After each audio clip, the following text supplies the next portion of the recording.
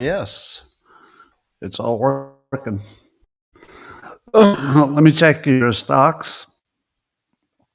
A little bit up. Let's see what Tesla's doing. Tesla is a little bit up. All right. And looks like we're going to have a good weekend. That's my prediction. Let's get our comments working here. There we go. Oh, Bum, bum, bum, bum, bum, bum, bum, bum, bum. Good morning, everyone, and welcome to the highlight of human civilization. It's called Coffee with Scott Adams, and you've never had a better time. But if you'd like to try to take this experience up to levels that no one can even understand with their tiny, shiny human brains, all you need for that is a copper mug or a glass, a tankard, chalice or stein, a canteen, jug or flask of a vessel of any kind. Fill it with your favorite liquid. I like coffee. And join me now for the unparalleled pleasure, the dopamine of the day, the thing that makes everything better. It's called, that's right, the simultaneous sip. Go. All right, Paul, I see the real one.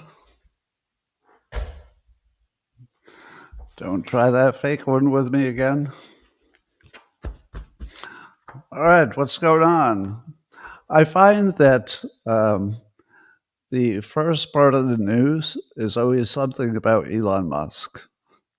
Is there even one day that guy can go without making news? It's impossible. But apparently on Sunday, this Sunday in Austin, Texas, will be the launch of the Tesla Robotaxi. So the no driver, self-driving taxi in Austin.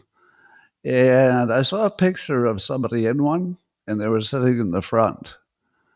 Would you sit in the front of a robotaxi in the front seat? Or would you sit in the back in case something goes wrong? I feel like I would sit in the back seat if that's an option. I assume it is. Wouldn't you? Just a little bit safer. At least for a while. Now, I get that the self-driving robotaxis will be safer than a human-driven automobile, but even with a human, I don't feel comfortable in the passenger side of the front seat. I always think, can I trust this human? So I'd probably sit in the back. Well, according to the ex-CEO, which is not someone who used to be a CEO, but rather the CEO of the company called X. So Linda is saying that users will soon be able to trade stocks on X and make investments and send tips and split bills and maybe even buy merch, all without leaving the app. And they're going to call it X Money. So it'll be a peer-to-peer payment system. Now, here's the fun part. If X becomes the everything account, isn't X an internet within the internet? Because I ask myself, what do I do all day on the internet that I could not do completely within X? I use AI. All right, well, that's built into X. I look at the news, but all the links and the analysis are on X. So the only other thing I do is investments and send money digitally. That's the only other stuff I do. So if I could do all of that on X, I would be within a internet that was within an internet.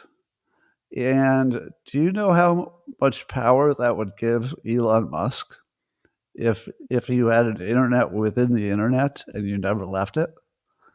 you would be in the bubble of all bubbles. Now, I get that X has different points of view, but I don't really see them. Do you?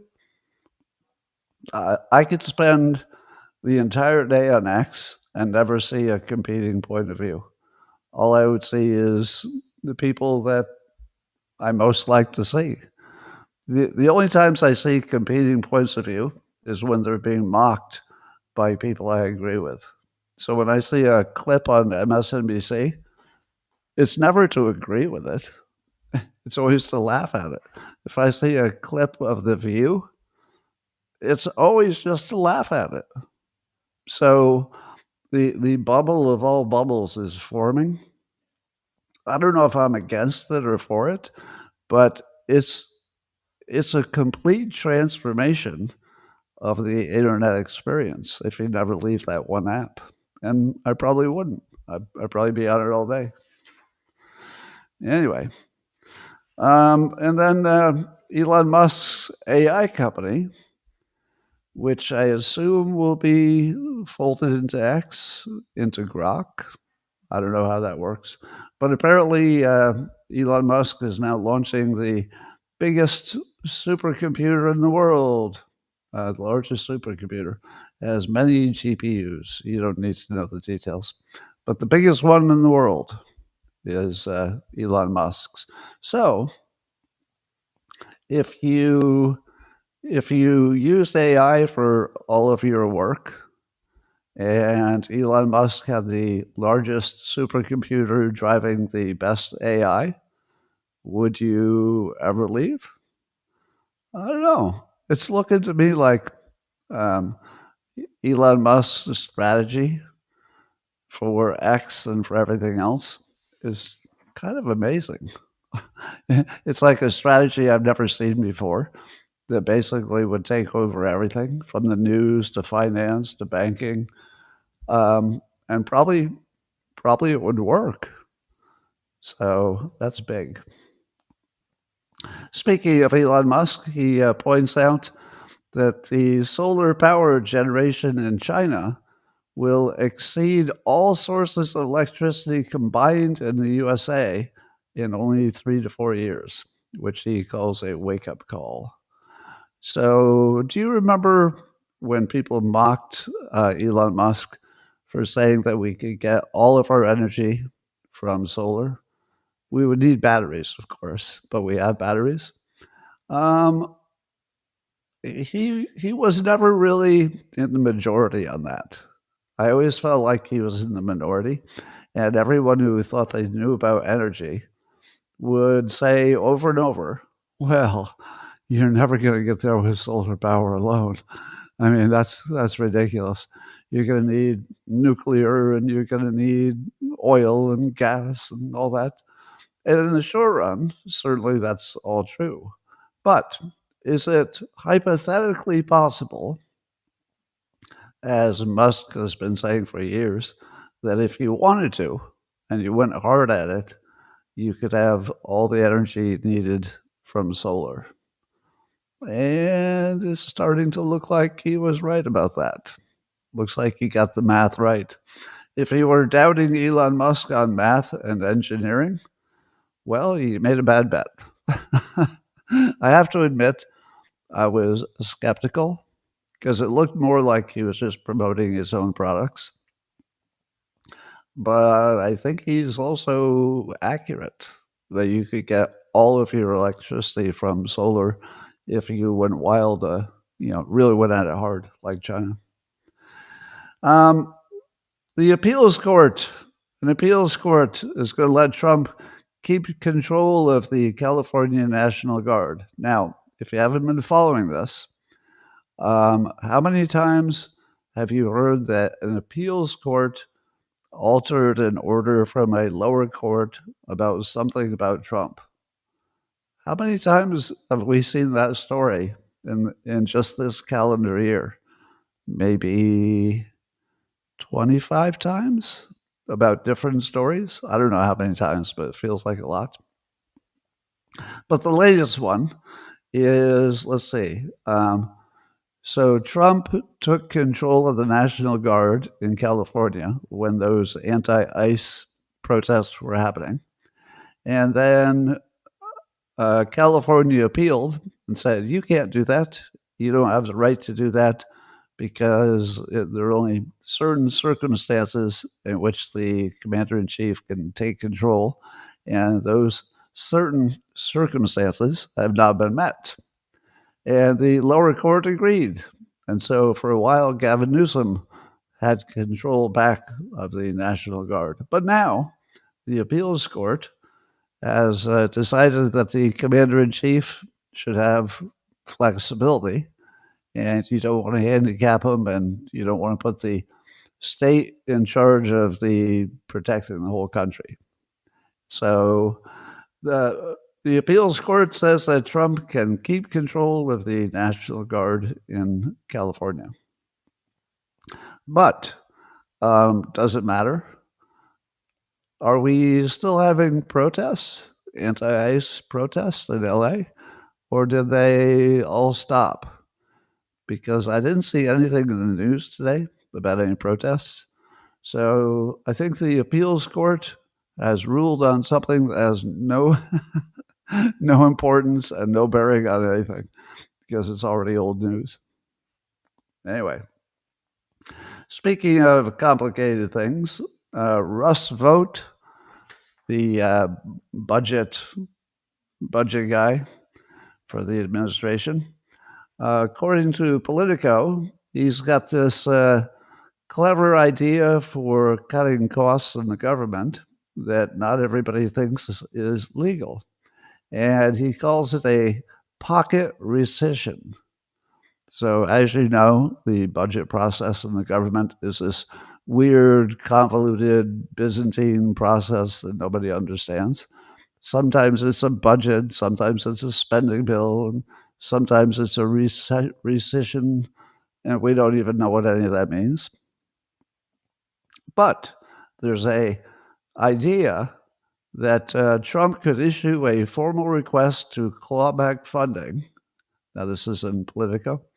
And so if Trump said, I've got a formal request to, end funding for some specific things, similar to what he did before with a $9.4 billion package he sent to lawmakers, that what you could do is have it sit there. The memo could land on Capitol Hill less than 45 days before the new fiscal year is set to begin on October 1st. And then by withholding the cash, see if you can follow all this. By withholding the cash for that full time frame, regardless of the action by Congress, the White House would treat the funding as expired when the current fiscal year ends. So something about a formal request to claw back funding, but you don't really mean it. You just want the request to sit there and time out. And then somehow it times out, and then you don't have to spend it. Does that even sound like a real process to you? I may be getting some part of that wrong, but it's so frustrating that our government doesn't have a process that the voters even understand. It's like, why don't you do your budget like everybody else does, where you say, this is how much I want to spend. Does everybody agree? And then you vote on it. No, we've got to have rescission packages and spending packages. We've got to have pocket rescissions.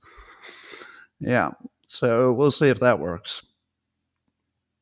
Anyway, I saw one report today on X that there's a senior Iranian official who told Reuters that Iran is ready to discuss limitations on its uranium enrichment. To which I say, one guy? There's one guy who said that? What good is that? If it wasn't the supreme leader, do we trust this one guy? who allegedly told Reuters, "Oh yeah, we're totally open to discussing our uranium enrichment." Well, at the same time, also on X, I think Zero Hedge was reporting this. Another senior Iranian official, who is different from the last one, said zero enrichment will undoubtedly be rejected, especially now because of the Israeli strikes. So you got one Iranian official who says, "Oh yeah, we'll totally discuss that," and another one who says, "Oh no, we're not even going to be open to that." But it could be that one of them is talking about zero enrichment, and the other one is talking about limitations on enrichment. So you don't really need to get to zero, do you? Could you make a deal where it's just low enrichment levels are allowed as long as there's lots of inspections? So maybe there's some room to deal with that. According to NBC, Iran has unleashed what they call combat drones inside Israel for the first time. Now, combat drone? What would be a combat drone versus a drone? I don't know exactly, but I think a drone would be like a smart rocket, but not very fast. And it would plunge into something and explode. Whereas I'm guessing these combat drones are more like an unmanned jet that has a number of weapons. And it can go in and fire a bunch of things and then return home and get some more ordnance. I like saying ordnance. Makes me sound like I know what I'm talking about. Anyway, the Revolutionary Guard has announced that its drones have penetrated Israeli airspace and they're hitting infrastructure using missiles and airdrop bombs. So that's what it sounds like, a pilotless aircraft. Meanwhile, on X and other places, I keep seeing these estimates of how many missiles Iran had and how many they've used and how many guys shot down. And for about 5 minutes, I said to myself, here's some useful data. I told myself, if I know how many missiles Iran has, and I know how many they fired and how many they have left and what percentage of them are getting through, I'll have a good idea what's going to happen. And my current opinion is it doesn't matter. But here's what matters. Iran is never going to surrender unless there are boots on the ground, meaning Israeli and American soldiers on the ground. And that's not going to happen, I'm pretty sure. I mean, it seems deeply unlikely that Trump would agree to, soldiers getting killed on the ground in Iran. And of course, Iran is a much bigger, harder land target than Iraq was by a lot. So we don't think it would work. And if you don't put people on the ground, are we really going to change the leadership in Iran? And if we don't change the leadership, is anything going to be different? Once the bombs stop dropping. So it seems to me like we're on a path to destroying as much of Iran as you can from the air, at least the government and military stuff. But then when it's all done, we won't have anybody on the ground. I'm positive that there will not be a legitimate, organic rising up of the population of Iran to take over with a moderate. I feel like that's a zero chance. I just don't see a world in which your nation is being targeted and bombed all day long, and you say to yourself, you know what? I think I'll take the side of the people bombing my country.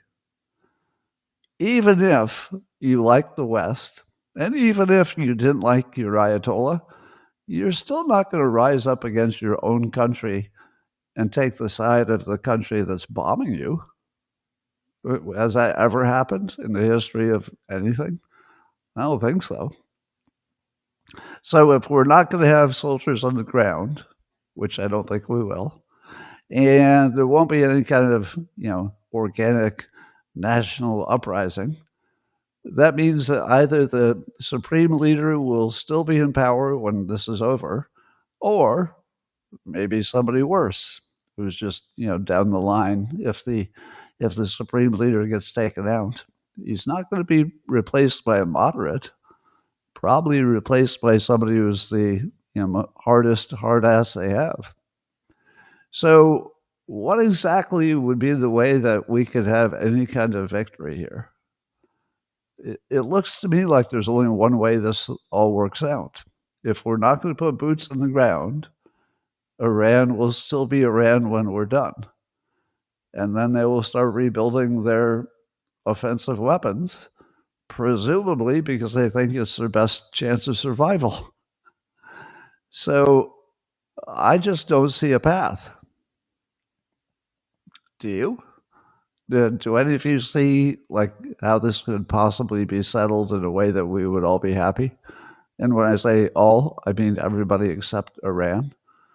I feel like everybody's going to be unhappy, including Iran. So that's what it looks like. But Starlink is still live in Iran. Everything's about Elon Musk. So Iran has turned off its regular internet service, but the people who have Starlink, I don't know how many there are, but they do have full internet thanks to Elon Musk's Starlink company. Now, that's something that apparently Iran can't turn off because they don't have any control over the satellites in the air. So that would suggest that at least Israel and the US could feed a bunch of propaganda into their population, but there won't be that many people who have Starlink, right? And I imagine that if you did have Starlink and the Iranian authorities found out, wouldn't they arrest you or take your Starlink base platform away? So I don't think Starlink will have a gigantic impact on the population of Iran because there can't be that many people who have access to it. And even if they did, as I said before, you're not going to convince the population to rise up against their own leader while you're bombing them. It just isn't a thing. It just couldn't possibly happen in our world. Anyway, over on MSNBC, there was some talking head who was arguing that when the Iranians chant "Death to America," that they don't really mean it. And his example was that he was at some event where they were chanting "Death to America," and then he introduced himself to some of the locals. And the locals said, "Oh, we love America. We like your movies and your culture and all that." And so he concluded that death to America doesn't really mean, death to America. It's just a thing they say.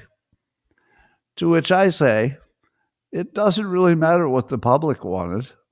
It only matters what the leadership means when they say death to America, right? It doesn't matter how many people repeat it. They don't have any power. So what matters is, do the top people in Iran, the top military, the top supreme leader, when they say death to America, do they mean death to America?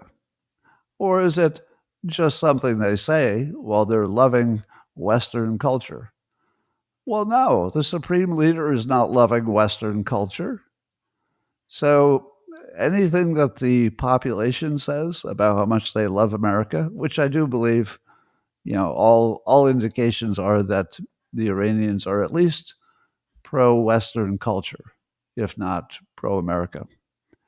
I don't think it matters. I think it only matters what the leaders think. And if they want to destroy America and Israel, well, they'll keep doing it. The Pentagon, according to Jennifer Griffin, Fox News, the Pentagon is very confident that the bunker buster missiles would work if employed.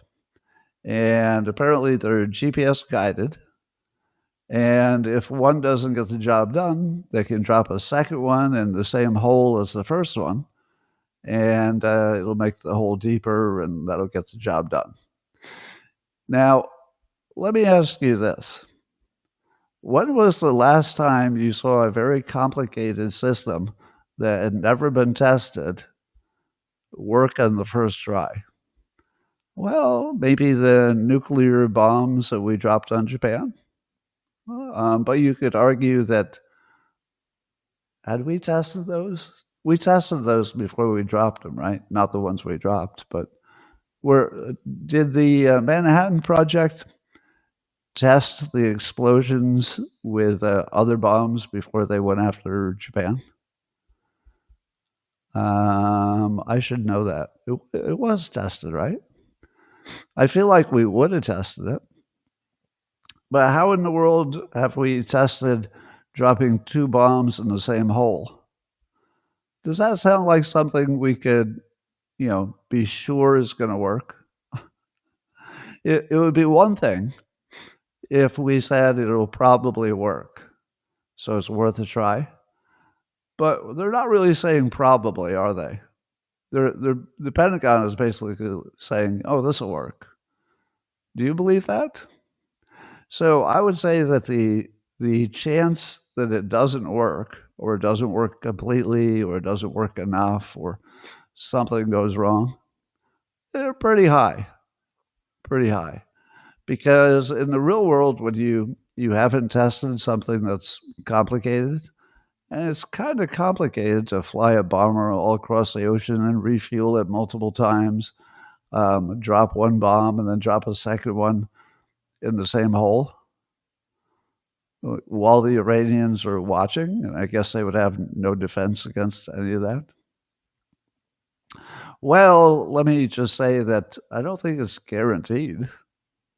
I don't know what the odds are, but I would put the odds at maybe 70% that it would work. What would you do? Tell me in the comments. If you had to guess without knowing anything, none of us really know anything about this topic, but knowing that it's complicated and there's technology involved and there's war, and when war is involved, nothing goes exactly the way you planned. What would you guess are the odds it would work? I say 100%, 25%. Well, you're just joking on the 25. 99%? Yeah, we don't know, do we? It's an unknowable estimate. I don't think the Pentagon knows. But they use words like this, that it would definitely work if it were deployed correctly. Do you see what they're doing? If deployed correctly. That's the problem. I'm actually confident that they know how to make a bomb that makes a big hole. That part I believe. I believe the bomb will explode. So I don't really have a lot of doubt about that. There's some uncertainty, but very low. The uncertainty is whether we implement it correctly. So they've got that little catch in there. Oh yeah, it's 100% going to work if deployed correctly. Wouldn't that be everything? Everything works if deployed correctly. It's sort of like saying nothing. Anyway, according to the Wall Street Journal, Israel is spending hundreds of millions of dollars a day supporting this war, which would explain why they wanted it to end in 2 weeks. But do you remember one of my predictions that it would not end in 2 weeks? Now, Trump has said he needs 2 weeks from now to make a decision because the Europeans are meeting to allegedly talk about what can be done with Iran. So it doesn't look like Iran wants to talk to the United States or to Israel directly, but they might talk to the Europeans because the Europeans have not been as bellicose as U.S. and Israel.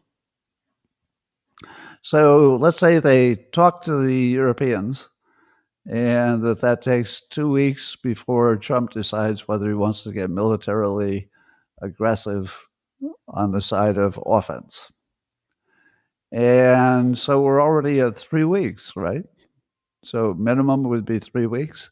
And remember, 2 weeks is just to make a decision.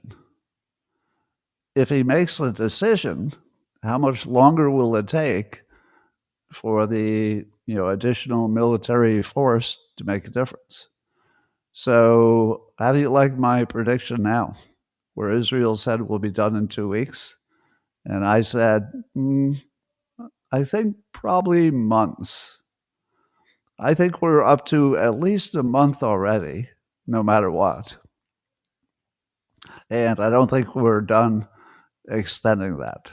I've got a feeling it's going to be multiple months. And whatever Israel thought they were going to spend, they're going to spend a lot more. So it's going to be billions. And Israel might, I don't know, they might bankrupt themselves on this war. So I guess the interceptor missiles are a major expense, according to the Wall Street Journal. So the interceptor missiles cost up to $200 million a day. And then the building repairs, because Iran is knocking down buildings in Israel, are estimated at $400 million. So that's the kind of expense that Israel is looking at to keep doing what they're doing. And keep in mind that they can do this forever, and they still wouldn't get the result that they need without boots on the ground, and there won't be boots on the ground. So they're not only spending hundreds of millions of dollars a day, but it's in an effort that even on paper, it's hard to imagine how it would work, right? Because even if the leadership collapses, there's just going to be some new mullah. Doesn't mean it's going to be better. And we're not going to be on the ground. So I think Iran wins just by not losing.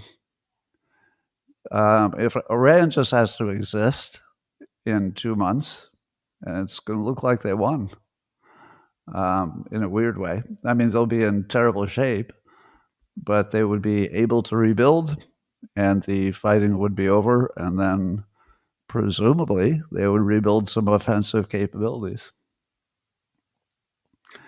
Anyway, so Trump is still acting like negotiations are still possible, but it's up to the Europeans at this point. However, some people are saying that Trump isn't so much expecting the negotiations to work. He is really just buying time for the U.S. to move more assets into the theater, as they say. Does that sound right? It might be both. So Trump might be thinking, well, there's some possibility the negotiations will work, so might as well give it a few weeks.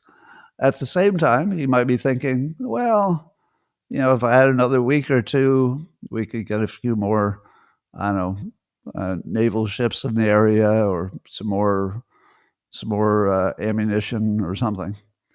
So probably waiting makes sense. But also, it could be that Israel is planning a ground attack on Fordow, which is a place that we're looking at, as bunker busters. So maybe if you wait 2 weeks, we will know if Israel can get in the front door of these underground bunkers if they have boots on the ground limited. It'd be like special forces. And just to do that one job and then presumably go home as soon as they're done. So we've got at least 2 or 3 things that might be happening in 2 weeks. More assets getting into the war zone for the U.S., Israel potentially making their own ground attack on Fordow and the other one, and maybe negotiations that might lead to something. So that's probably all happening. New York Post has a story about how all the once devoted Iranian proxies, as they call them, are all out of the fight. So are you surprised that the Hezbollah and Hamas and the Houthis and the Shiite militia are sort of sitting this one out? It does suggest that Israel did a heck of a good job in suppressing them, and I guess the U.S. did a good job with the Houthis. And maybe they just don't have the assets. Maybe they just don't have the possibility of helping much, so they're just going to try to sit it out and survive. But I would say the same thing about the proxies that I'm saying about Iran. For them to win, they only have to survive. Because even though Hezbollah is acting like, they don't want to attack Israel, they could change their mind, once they built up more resources. But it does look like Iran is going to be sucking for money. And I don't think they're going to have much money for their proxies. So making Iran run out of money might be the only way you can keep them weak enough to not be a risk. Now, if anybody is new to my podcast, I remind you that what I'm talking about is predictions and observations. So I'm not taking sides, and I'm not making moral or ethical judgments. And I certainly don't know, the military ins and outs. But just looking at it as an observer, trying to figure out, all right, what's going on here? What do we expect? All right, and another topic over on Politico. There are unnamed Democrat people who are criticizing their own team, and they're calling the DNC chairman, Ken Martin, weak, whiny, and invisible. That does sound exactly like what we're seeing. That Ken Martin guy, he does seem weak, whiny, and invisible. And he's had quite a bit of drama. But here's another quote from the same article. Many DNC members and outside Democrats, including Martin's supporters, said they wish the party would just move on from recent internal turmoil and focus instead on mounting an effective fight against Trump. An effective fight against Trump? You mean fighting the 80% of the country who agrees with him? How much of a loser strategy could you possibly have? I mean, just think about that. The Democrats are just, decomposing and falling apart, and, they've got all kinds of turmoil. They don't have a leader. They got all these problems. And then when you ask the brightest, most informed, most involved Democrats, what do we need to do? The Democrats, what do they need to do? The answer is they need to mount a more effective fight against Trump. Trump got elected because people wanted more of his stuff. When they say they want to fight Trump, and they don't say, we want to help the country or help the working class or any of that, they're sort of admitting that they've got nothing. Fighting Trump is not exactly what anybody needs. Even if you thought he was wrong, you would still say, well, we'd rather do this plan instead of that plan. It's unbelievable that they can't get off the fighting Trump thing. That's pure TDS.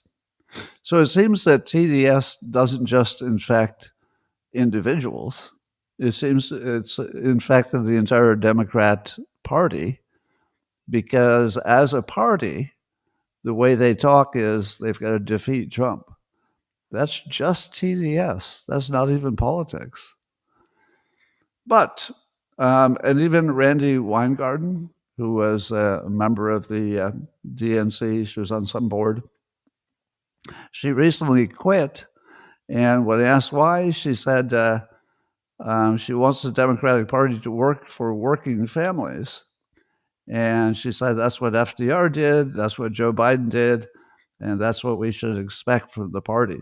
So even Randy Weingarten, the head of the biggest teachers union, and one of the biggest Democrat supporters, is completely aware that the party is not even focusing on the main people that they would need to focus on to get back in power, the working class.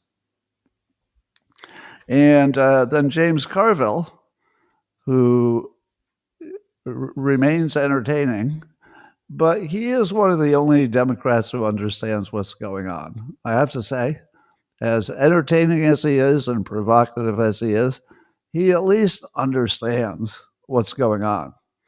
And he says that, he said, quote, among other things, he was on a podcast, he said, let's face it, Democrats acted like these people didn't exist. He's talking about the working class.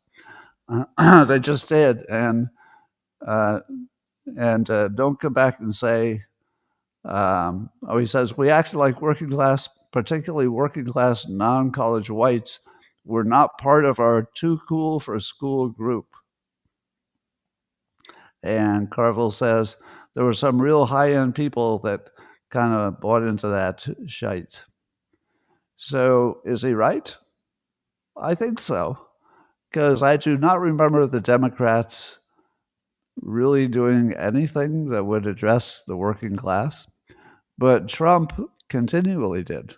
He was talking about bringing back manufacturing and lowering their taxes and stuff. Even if you don't believe he would do those things, at least he was focusing on it, and the working class responded. They moved to him because he was saying the things they wanted him to say.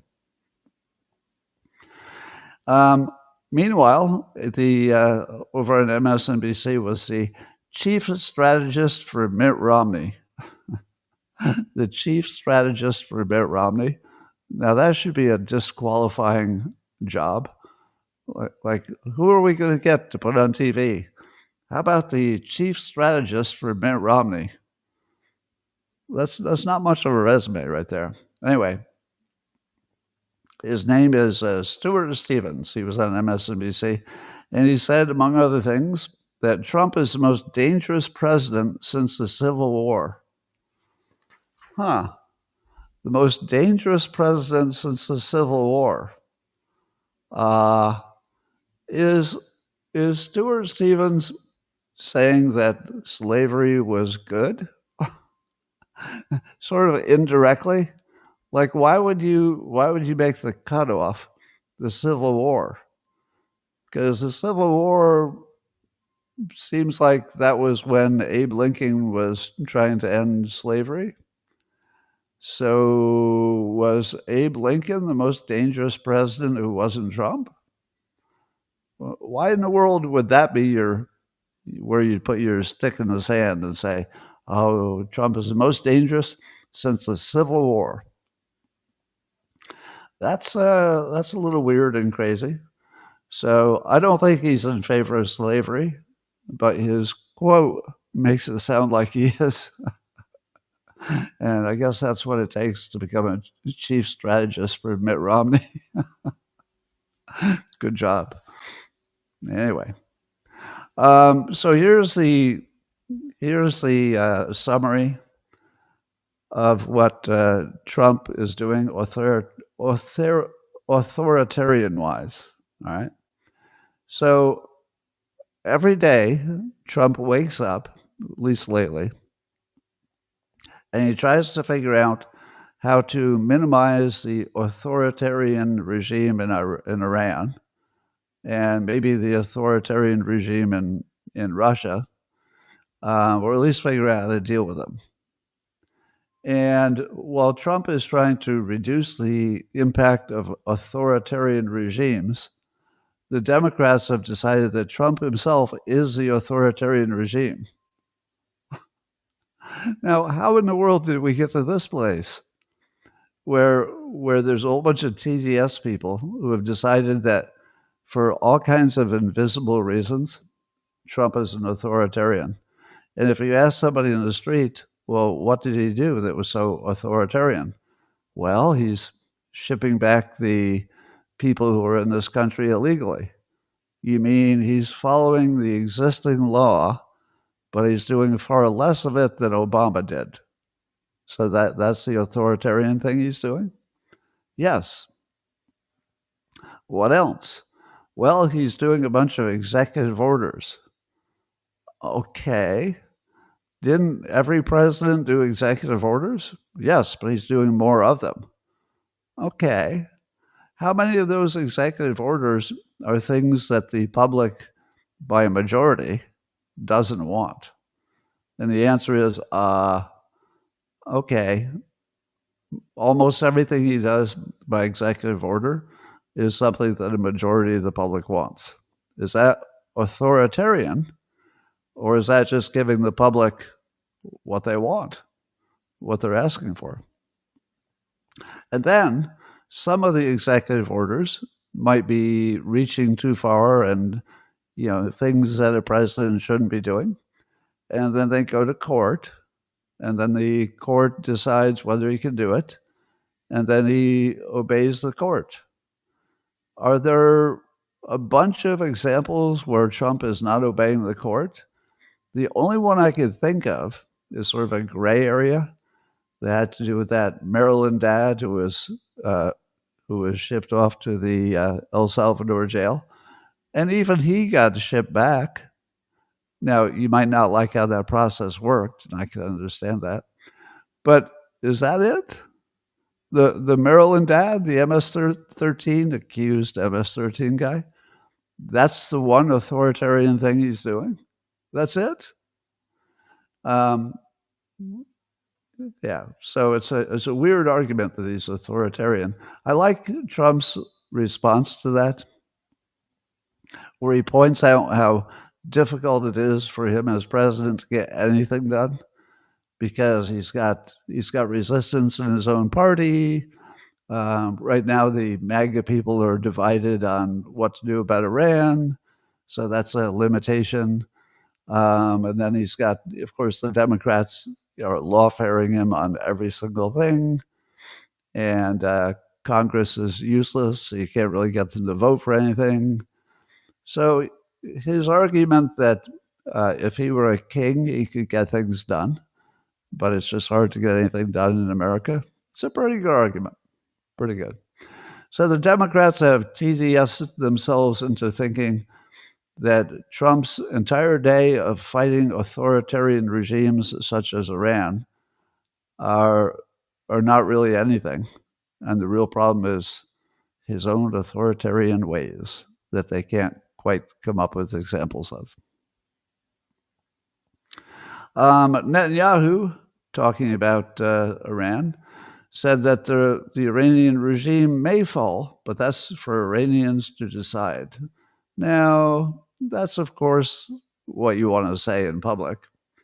He says the primary goal of the war is to remove the nuclear threat.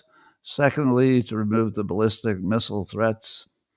And he said clearly the regime will be destabilized in the process, but it's up to the public in Iran whether they want to change things. I don't think they will. I'm not seeing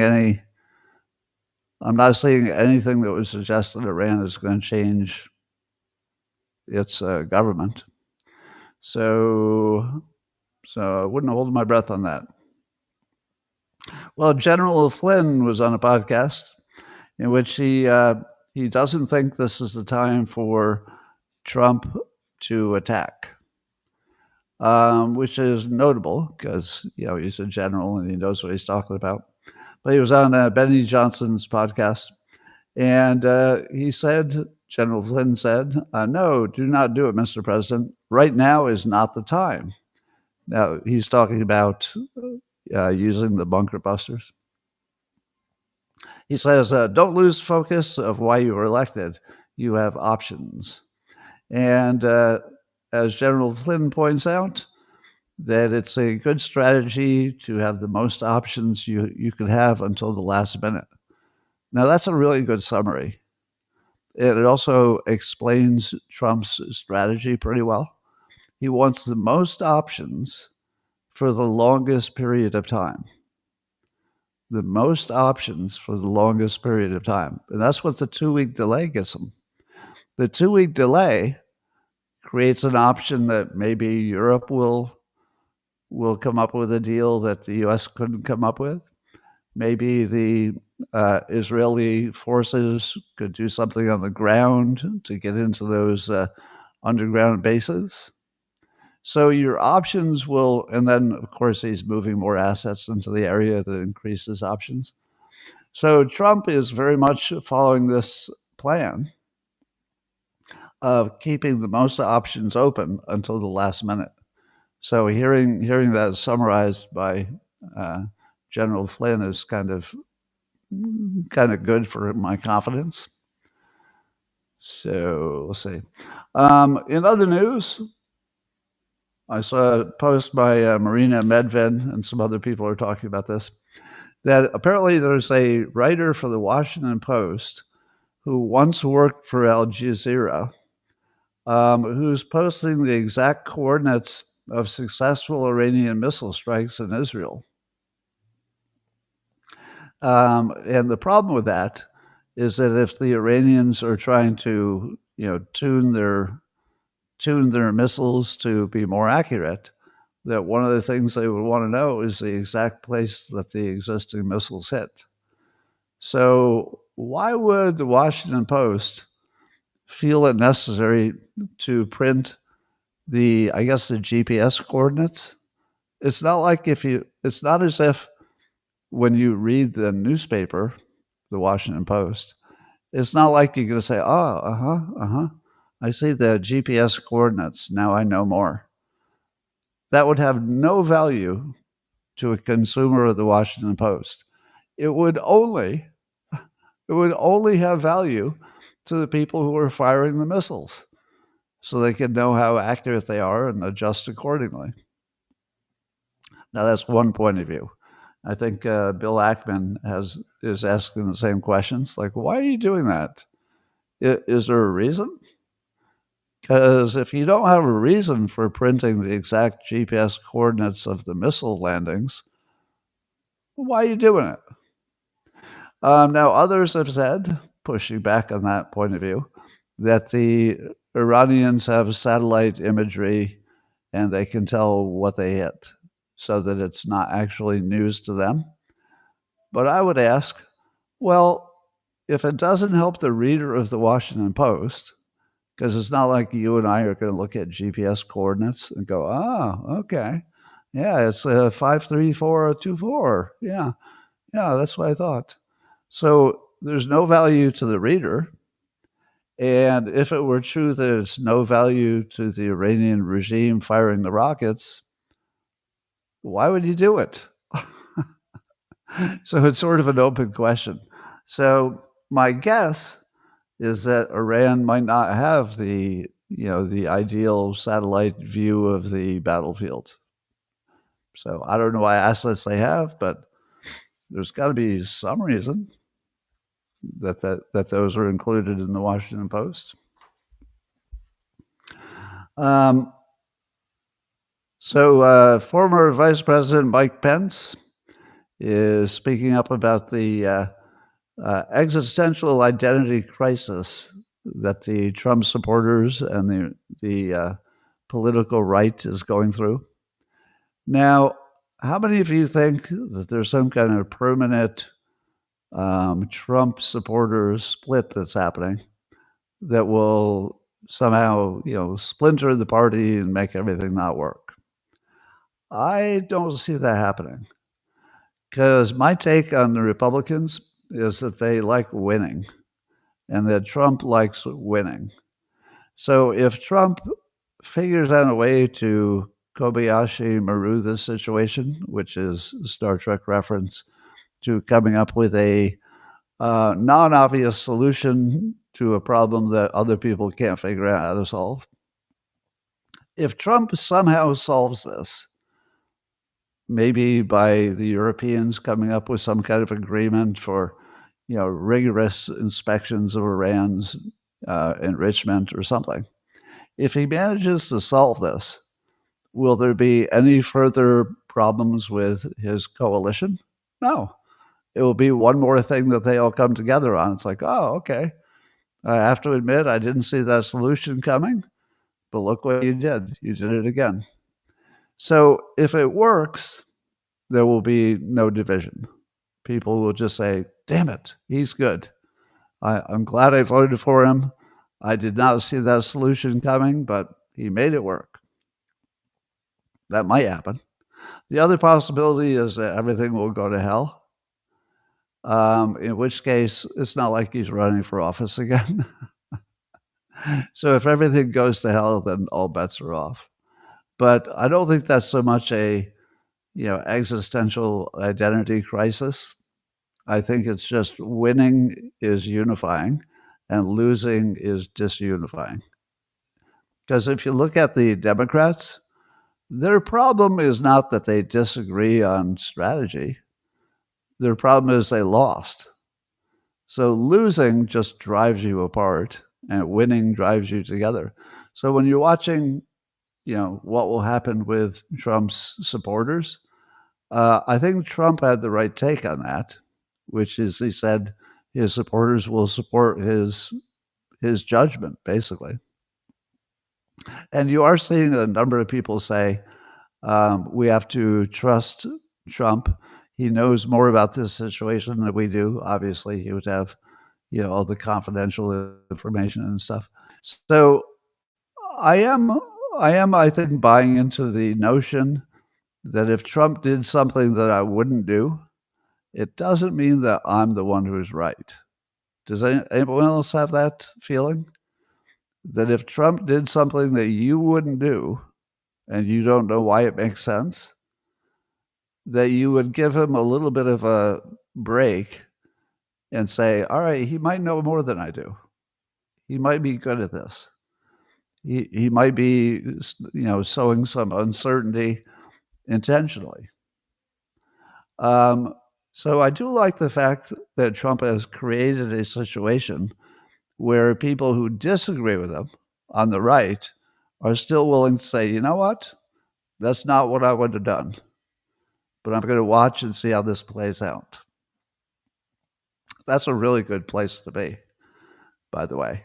That's sort of the ultimate place to be, because you're not going to have a situation where everybody agrees what's the best thing to do. It's just not possible. So what would be the best in a human situation that you could do? The best would be if people say, I wouldn't have done that, but I'm going to let this play out because he's smarter than I am. And I think that's true for a lot of us. He's smarter than we are. Anyway, let's see if you can guess this number. According to Secretary Noem, 75% of illegal aliens arrested under Trump had committed some kind of a crime, had been convicted of a crime. Now, if you're an NPC, this is where you would say, Scott, because that's how NPCs talk. They don't talk like regular. They go, Scott. They all are criminals because they came into the country illegally. They're all criminals, Scott. So if you're an NPC, I'll give you a few minutes to say the most obvious thing you could say, which is whenever we talk about criminal non-citizens, you feel it is necessary to remind us, as if we didn't know, that coming into the country is itself illegal. So get it out of your system. I know some of you need to do it. So just put it in the comments. Scott, they're all criminals. I get it. Anyway, 25% apparently do not fit the category of the worst first. So they had not been convicted of crimes. Now, I don't know if committed or convicted of crimes is the right standard because there you go, all caps. Scott, they are all illegal. The NPCs are weighing in on the comments now. Good for you. Good for you, NPCs. But I would point out the following. It's possible that the 25% who were not convicted of a crime, maybe all tatted up, they might be associating with MS-13. We might know that they're part of a gang, but they haven't been convicted of it. So I don't know if the 25% are all, your gardener and your hardworking meat packing employee. I don't know if it's that. But I will say that the one thing that the Israel-Iran war is affecting is taking our attention away from other stuff. So the Democrats, who probably would love to spend more time talking about the innocent, good citizens who are not technically legal residents of the country, how they're being abused by the Trump immigration program. But doesn't it feel like it doesn't matter as much? It matters as much as it ever did, but in our minds, because this other thing seems bigger, like we might get nuked at some point. It just seems so much bigger. We might put boots on the ground and yet another pointless war in the Middle East. It's just so much bigger that the whole immigration thing, I think Trump's, border people are going to get a little bit of a break because the news just isn't going to put much attention on it. And what people care about is what they say in the news. If it's not in the news, people will stop protesting. So all the shelf space of the news is getting used up. In other news, Fox Business is reporting that Republican Josh Hawley is pushing to raise the minimum wage in those states where it's not already raised. So the current federal minimum wage is $7.25. He wants that to go to $15 per hour. And Republicans typically have not been all pro raising the minimum wage. But Josh Hawley would be, one of the best supporters of President Trump. He's about as Republican as you could possibly get, and he's the one pushing it. So I guess Trump's response, when asked about it, because this is obviously not typical Republican stuff, but it's coming from a real Republican, pro MAGA kind of a guy. Trump says, I haven't seen it. I'd have to speak to Josh. He's a very good friend of mine, Trump said. And that's interesting that Josh did that. You have to think about that one. So how about that? How would you like to be so credible that when the president hears that you have an idea that probably his first reflex would be to be against, instead of just reflexively saying, I don't like that idea, he says, that's interesting that Josh did that. You have to think about that one. Now that's credibility right there. That's if you ever want to be credible, you want to get to the point where somebody whose reflex to disagree with you is completely deactivated because you, as an individual, are so credible.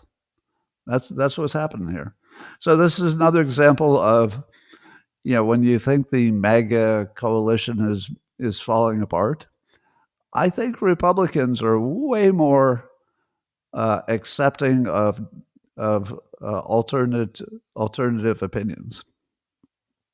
And this is a good example. As long as the person is credible and you know that they have the best interest in the country in mind, then you're willing to listen to it. So that sounds like what Trump is. He's just willing to listen to the argument. Good answer. All right. According to MIT, They've they found that AI can rewrite its own code, and that's changing everything. Now, this is in Geeky Gadgets.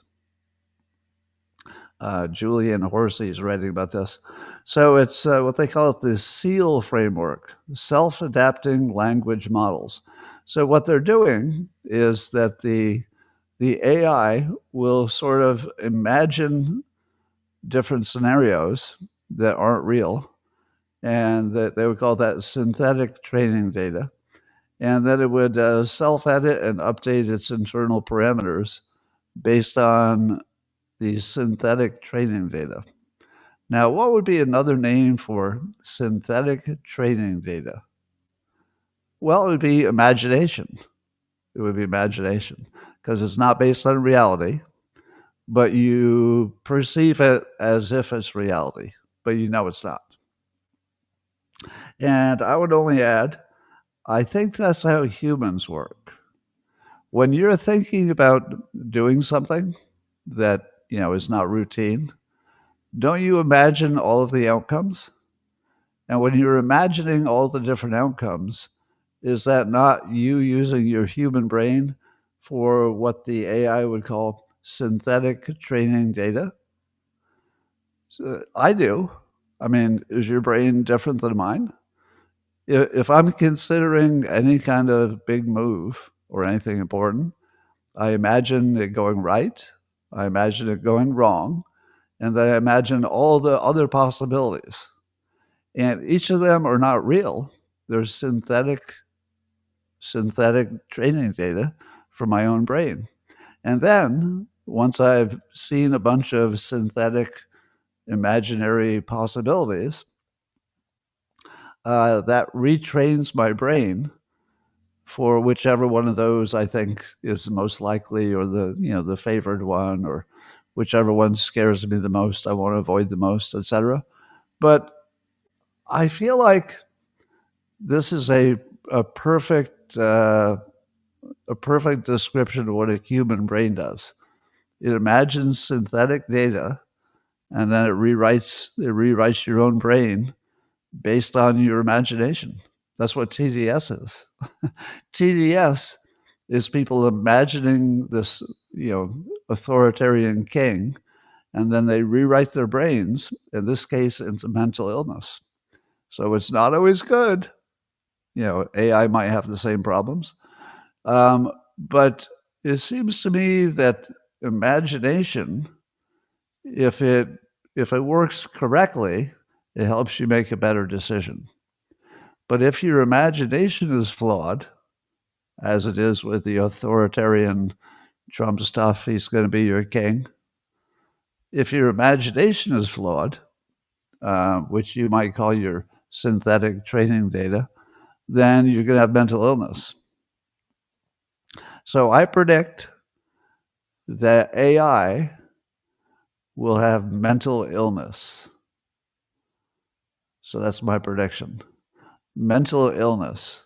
And furthermore, that the only way to fix the mental illness, if it gives it to itself by creating synthetic training data and then convincing itself that it's true, or acting as though this is reality, that you're going to need something like an AI therapist.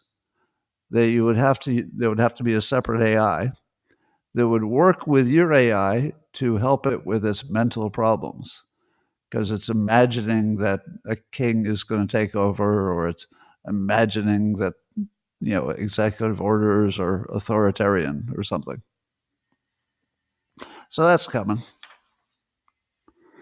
According to Breitbart, Bob Price is writing about a sophisticated cross-border tunnel that's been found that links San Diego to Tijuana. Apparently, it's just this massive tunnel they found, which makes me ask the following questions. Has not the Trump administration been bragging about 0 people getting across the border, or 0 people released? I forget what the exact phrase is, but how would we know how many people are coming through tunnels that we haven't found? Would we know? Now they were thinking that this tunnel is for moving drugs because it had like a railroad component to it, so it looked like it was for moving large weights. But if it were moving people, would we even know? I don't know because we didn't know about this tunnel until recently. So I don't know if it was functioning actually. But how many tunnels are there? There must be a lot of them. There's got to be at least one tunnel for every cartel. Well, Wired publication. Reese Rogers is talking about how Amazon is upgrading their ALEXA. I won't say it out loud because it will activate your devices at home.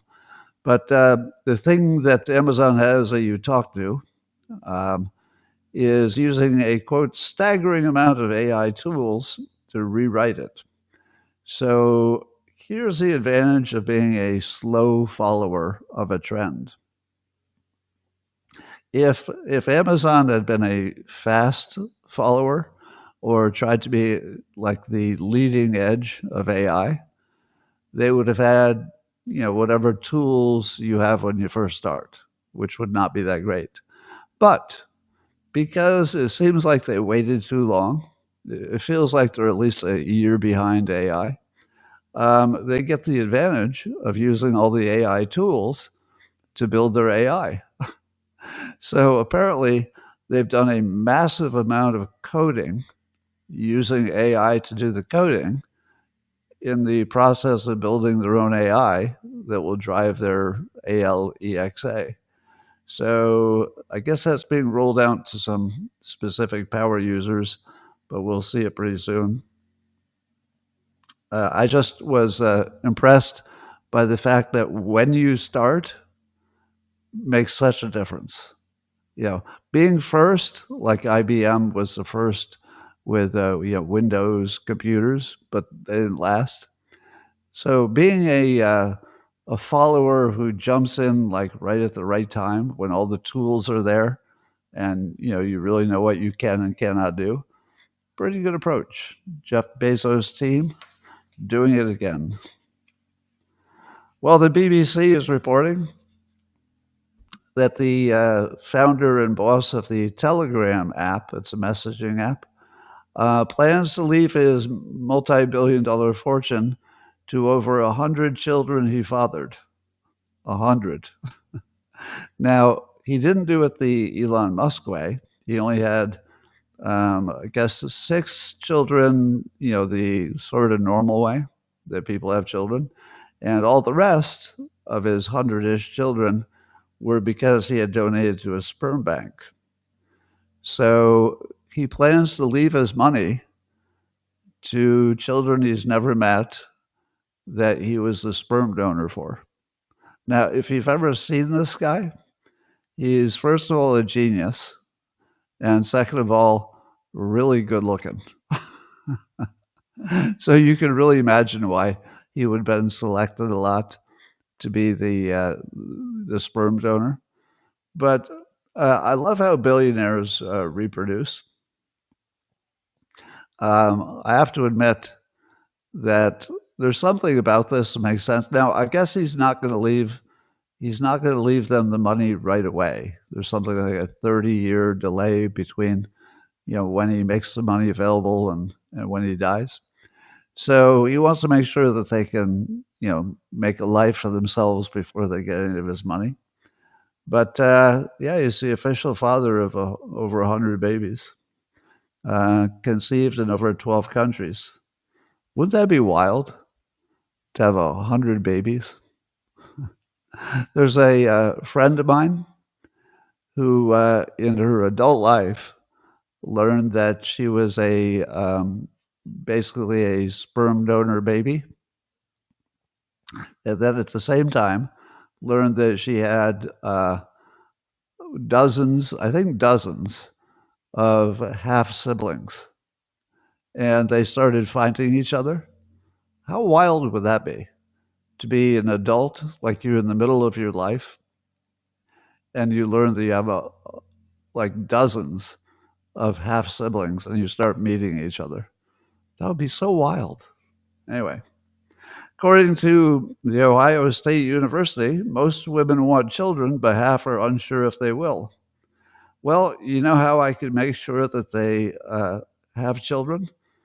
They they should use that billionaire sperm donor and try to get in on that on the inheritance. That might help. Um, so apparently, a lot of people have the intention to have a baby, but they don't necessarily think that it would make a difference. That their happiness wouldn't necessarily be worse or better if they had a baby or not. So clearly, unless we plan to reproduce with robots alone, which maybe we will, you never know. Um, we're going to have to completely reconfigure society so that having babies makes sense again.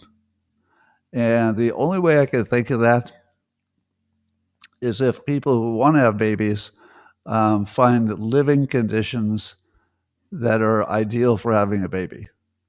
And I would argue that if you're in an inner city, not a great place to have a baby.